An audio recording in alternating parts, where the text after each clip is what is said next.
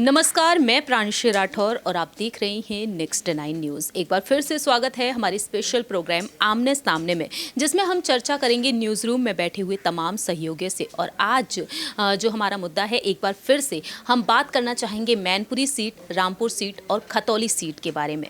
UP की सियासत अब और भी तेज़ होती हुई दिखाई दे रही है। जैसे जैसे मैनपुरी सीट पर चुनाव नज़दीक आ रहे हैं, वैसे वैसे सियासी समीकरण और भी ज़्यादा बनते हुए दिखाई दे रहे हैं। और इसी बीच यहाँ पर चर्चा का विषय बन चुकी हैं बसपा सुप्रीमो मायावती। आखिरकार मायावती ने जिस तरीके से अहम फैसला लिया, अपने प्रत्याशी को उन्होंने मैनपुरी सीट पर उतारा तक नहीं है, तो यहाँ पर उनका ये फैसला कभी अखिलेश यादव और डिंपल यादव के समर्थन में देखा जा रहा है, लेकिन दूसरी ही तरफ यहाँ पर वोटिंग बैंक पर अगर गौर किया जाए तो कहीं ना कहीं मायावती ने जिस तरीके से ट्वीट्स किए हैं, उन ट्वीट्स पर गौर किया जाए तो वह बीजेपी पर कटाक्ष करती हुई दिखाई दे रही हैं और साथ ही साथ सपा को भी वह झटका देती हुई नजर आ रही हैं।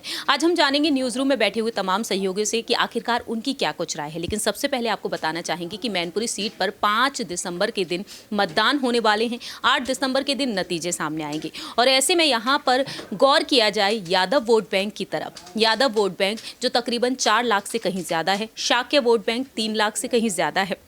वहीं मुस्लिम समुदाय पर गौर किया जाए तो 2 लाख से कहीं ज़्यादा बताया जाता है। लेकिन बात यहाँ पर दलित और पिछड़े वर्गों पर किया जाए तो क्या यहाँ पर सपा प्रमुख अखिलेश यादव अपनी पत्नी यानी कि प्रत्याशी डिंपल यादव के माध्यम से पिछड़े और दलित वर्गों पर जीत हासिल कर पाएंगे? सबसे पहले आपको दिखाना चाहेंगे एक रिपोर्ट। अगर गौर किया जाए यहाँ पर वोटिंग बैंक की तरफ, मैनपुरी लोकसभा सीट पर समाजवादी पार्टी ने साल 1996 से जीत हासिल की। इसके बाद से लगातार यादव परिवार यहाँ पर जीत हासिल करते हुए नजर आया। 1996 से लेकर साल 2014 तक चुनाव तक बसपा 3 बार सपा के सीधे मुकाबले में नजर आई। लेकिन साल 2019 के लोकसभा चुनाव में सपा से गठबंधन के चलते मुलायम सिंह यादव संयुक्त प्रत्याशी के तौर पर लड़े थे।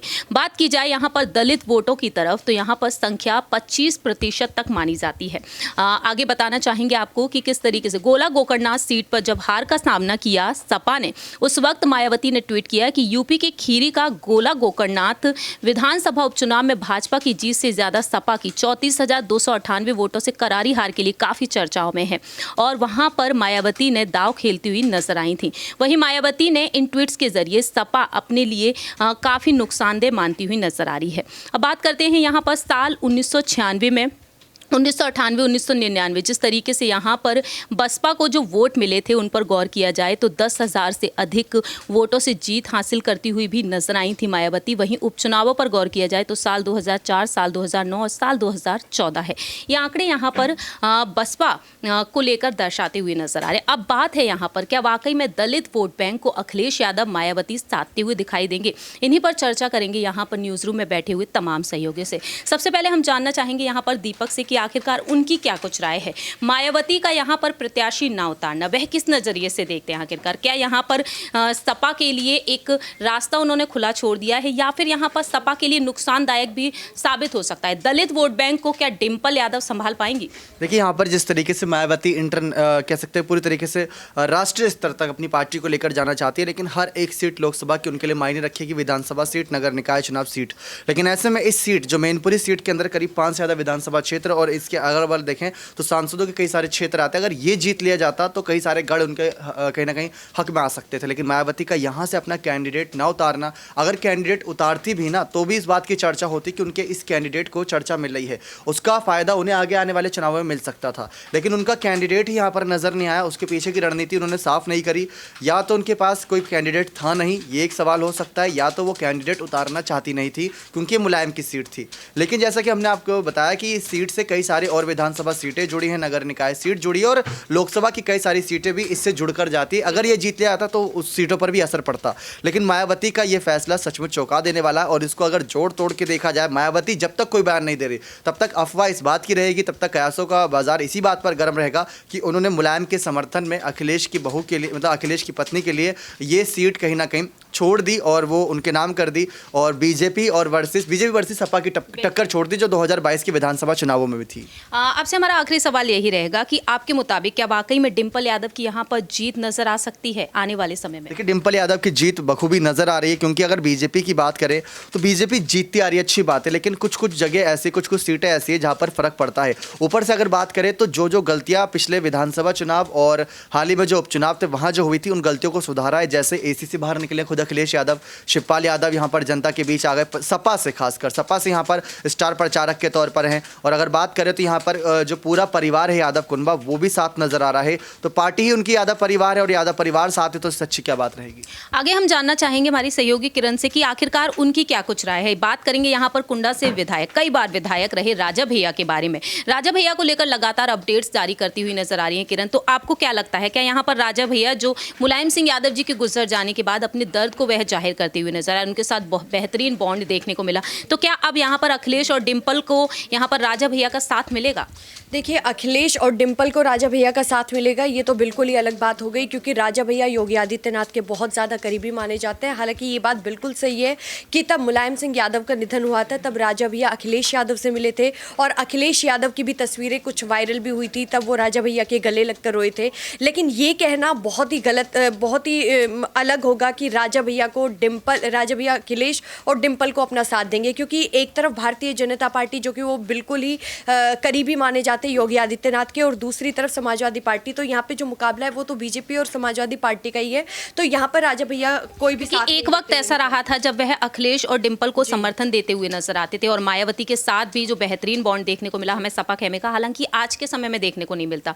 तो आपको बिल्कुल नहीं लगता कि मुलायम सिंह यादव जी की खातिर ही क्या वह यहाँ पर अपनी कोई प्रतिक्रिया देते हुए नजर आ सकते हैं? नहीं, ऐसा बिल्कुल भी नहीं होगा, क्योंकि यहाँ पर देखिए मुकाबला बहुत ज़्यादा दिलचस्प होने वाला है बीजेपी और समाजवादी पार्टी की तरफ। बीते कुछ दिन पहले हम लोगों ने देखा था कि राजा भैया लगातार योगी आदित्यनाथ के समर्थन में यहाँ पर बयान देते हुए नजर आए थे। लेकिन आपको एक बात मैं बताती चलती हूँ कि राजा भैया देखिए, हालांकि योगी आदित्यनाथ भारतीय जनता पार्टी के समर्थन में बयान देते हैं, लेकिन अगर उनके बीजेपी प्रत्याशियों की तरफ से कुछ समाजवादी पार्टी के खिलाफ कुछ गलत या फिर कुछ गलत बोला जाता है तो वो उस चीज़ को लेकर भी अपना स्टैंड लेते हैं।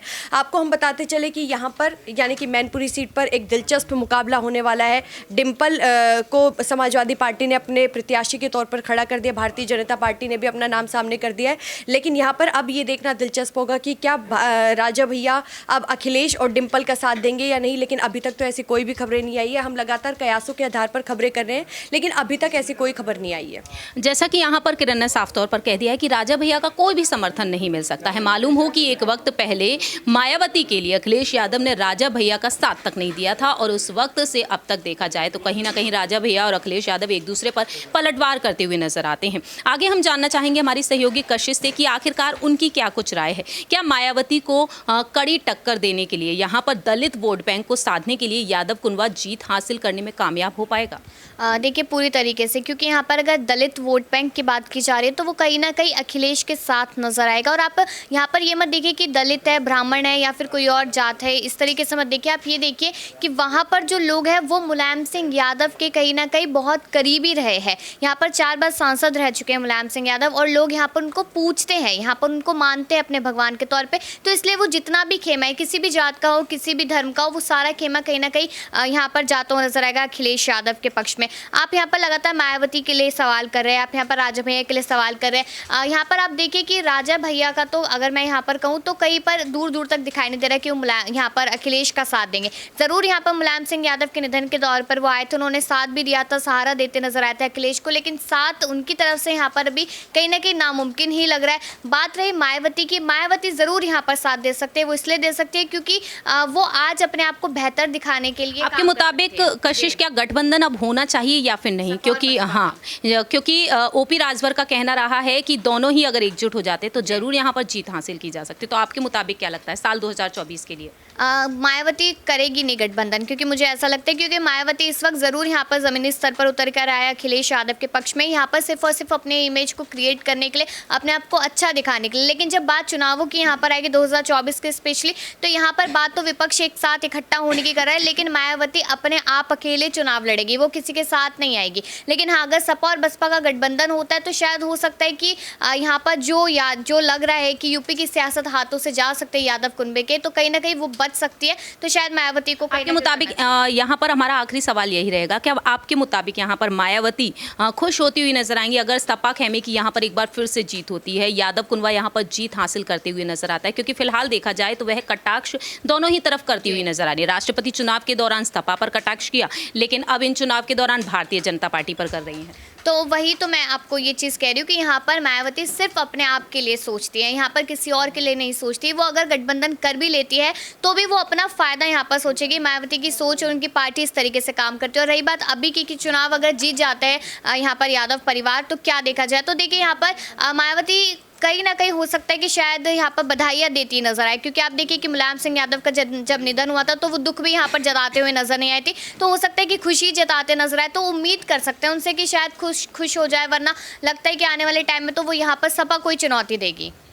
जैसा कि यहाँ पर न्यूज़ रूम में बैठे हुए तमाम सहयोगियों ने अपनी बात को खुलकर रखा है। फिलहाल देखा जाए तो मायावती की जो चुप्पी है मैनपुरी सीट पर, रामपुर सीट पर, खतौली सीट पर, वो चुप्पी यहाँ पर 100 सवाल खड़े कर रही है, लेकिन जो ट्वीट्स वह कर रही हैं वो ट्वीट्स यहाँ पर अलग ही इशारे कर रहे हैं, जैसा कि हमने बीती पिछली तमाम रिपोर्ट्स में आपको बताया ही था। फिलहाल देखा जाए तो दिल्ली के MCD चुनाव के लिए मायावती आगे बढ़ती हुई नजर आ रही है, अहम फैसले ले रही हैं। अब देखना दिलचस्प होगा कि आखिरकार मैनपुरी सीट पर जो एक वर्चस्व जहाँ वहाँ पर रहा है मुलायम सिंह यादव का, उस विरासत को वह कैसे बचाती हुई नजर आती है, यानी कि डिंपल यादव। खैर ये वक्त के साथ साथ ही पता चलेगा, लेकिन आपकी इस पर क्या कुछ राय है ये आप बता सकते हैं कमेंट सेक्शन में। और जाते जाते आपको दिखाना चाहेंगे कि अब सपा प्रमुख अखिलेश यादव ने आजमगढ़ में जो हार का सामना किया, उस हार को लेकर, रामपुर सीट को लेकर, मैनपुरी और खतौली सीट को लेकर यहाँ पर क्या कुछ दावे किए हैं, जरा देखिए ये रिपोर्ट्स।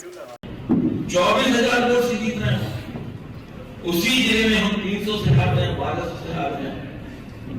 ये राजनीति में गणित समझ में नहीं आता।